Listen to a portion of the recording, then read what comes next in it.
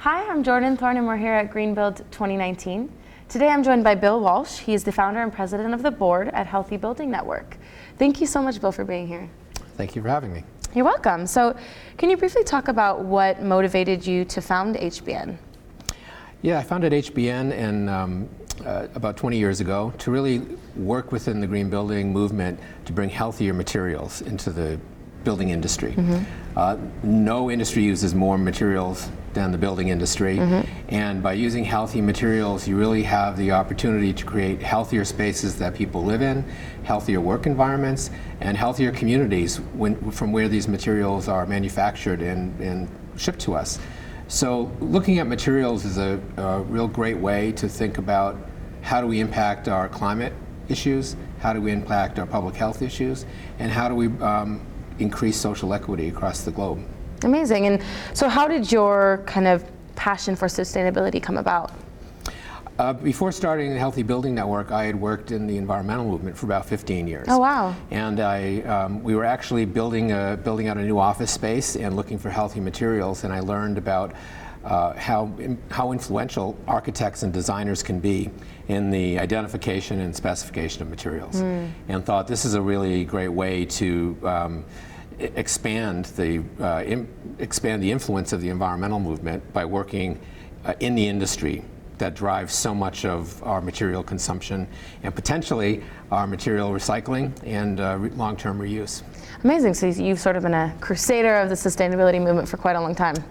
Yes, and really I think Healthy Building Network pioneered the idea that a green building should be a healthy building, and that there had been a long time focus on energy efficiency as the hallmark of green, but we've always felt that you can't have a green building if it's not a healthy building, and you really can't have a healthy material unless it's healthy for everybody.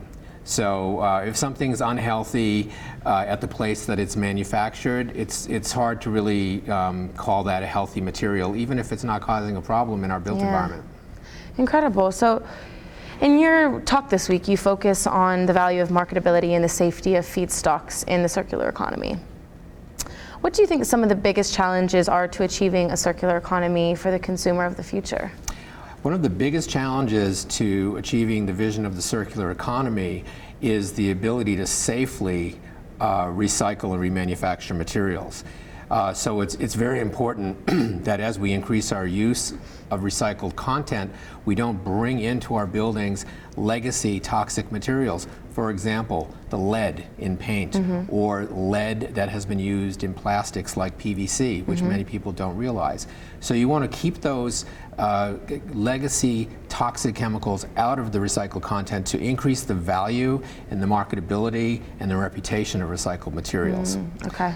In order to make recycled feedstocks healthier, you have to design your materials healthier at the front end. So we have a number of tools. We have databases that help companies identify and compare the toxic profiles of chemicals.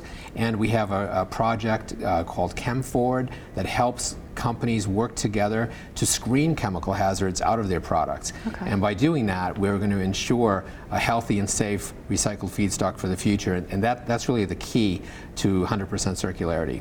Amazing. It sounds like some incredible work.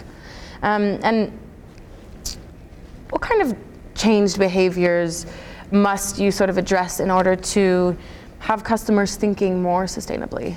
The number one thing people have to do with regard to the materials is demand to know what's in it.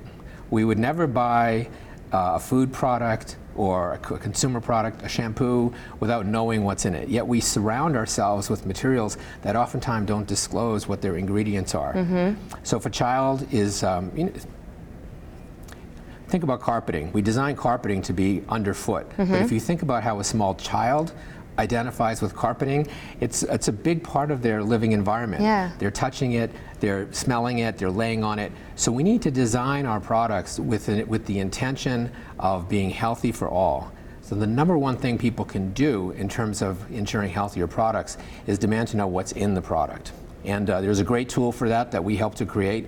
It's called the Health Product Declaration, and it's a standard format so that every company can put their information in a standard form, makes it easier for people to read, but most importantly, it's easier to then digitize that information and use it in databases.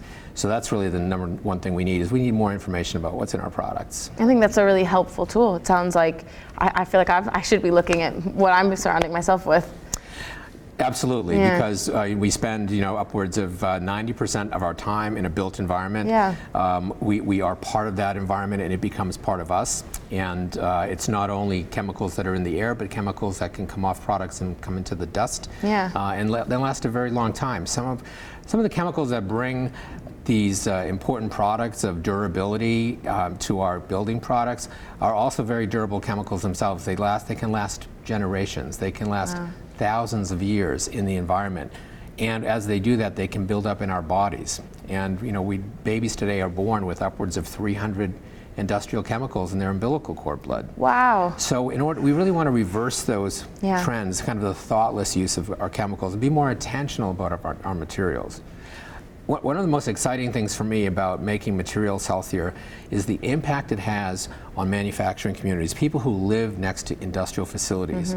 And oftentimes these people living next to an industrial facility are lower income populations, they are minority populations in the United States, and when you manufacture a product in a healthier way and you reduce the use of the toxic chemicals, those communities can often have one of the most immediate benefits. They're exposed to fewer chemicals, and that really achieves the goal of environmental justice, which I think really should be central to the green building movement's mission. Yeah, I couldn't agree more. And so in what way are you and your team sort of innovating towards achieving the 17 sustainable goals set by the UN?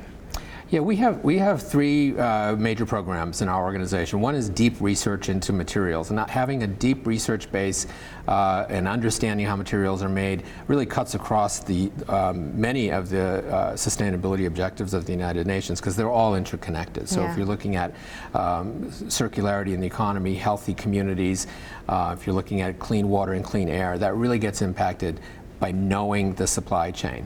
We also have databases. The Pharos Project database allows people to understand the chemicals in their products or in the products they buy and make smarter and healthier selections. And that sends market signals to what we should do in the future. And one of my favorite programs is called Home Free, which is dedicated to working with leaders in the affordable housing community to bring the healthiest materials possible into affordable housing, oftentimes in communities that are already overburdened with toxic chemical exposures just by virtue of the zip code they live in, next to factories, next to highways, next to bus depots, etc.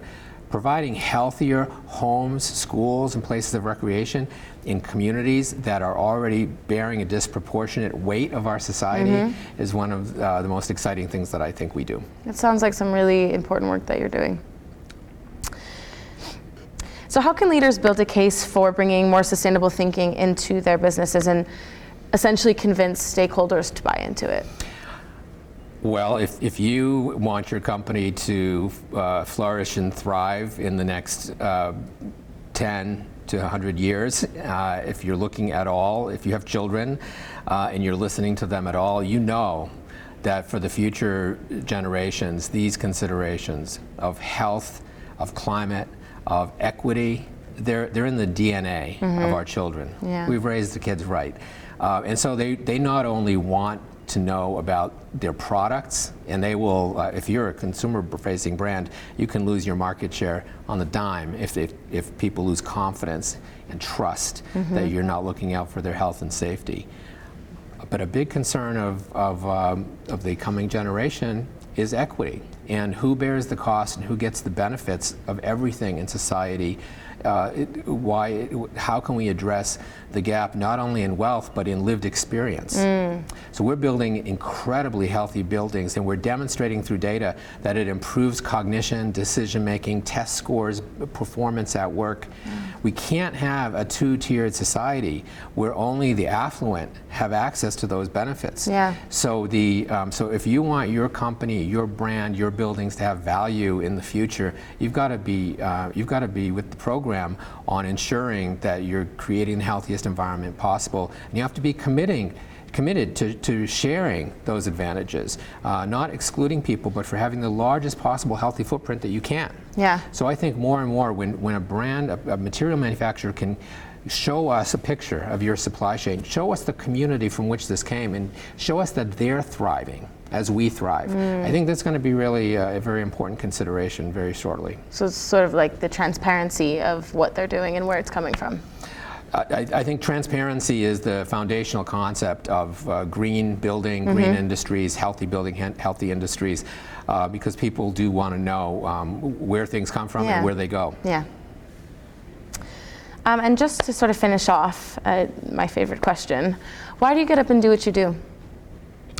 Well, I get up and do what I do because there's so much potential here in working with leadership in the industry and working collaboratively with advocacy and consumer groups, with community groups, and with governments to really address some of the overwhelming challenges of our age. And the climate crisis is certainly an overwhelming challenge of our age, but we can't possibly hit the goals we want to hit with regard to our climate if we do not change the way our materials are manufactured in a fundamental way, moving toward a circular economy. So what motivates me to get up every day is you have to you have to get up and fight every day for these things. I think it's easy to say for the sake of our children, but really for our own integrity and to think about what we will have done when our time here is over. I think it's very appreciated what you and your company are doing. It's been an absolute pleasure speaking with you today. Thank you very much. Yeah, absolutely. Thank you.